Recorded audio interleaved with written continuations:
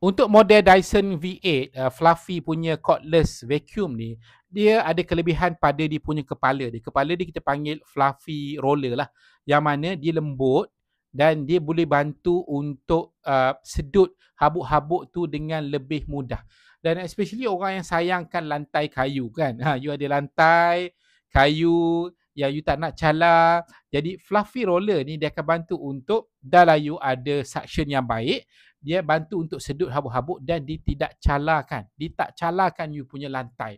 Dan kita ada promosi yang akan berlaku pada 10.10, Shopee 10.10, dan kalau you nak grab vacuum cordless yang high quality ni, bukan yang biasa-biasa tau, yang murah-murah kadang sedut tak kuat. Ini ada 107,000 dia punya kekuatan motor dia, boleh sedut, boleh sedut habuk-habuk sampah-sampah tu dengan kuat.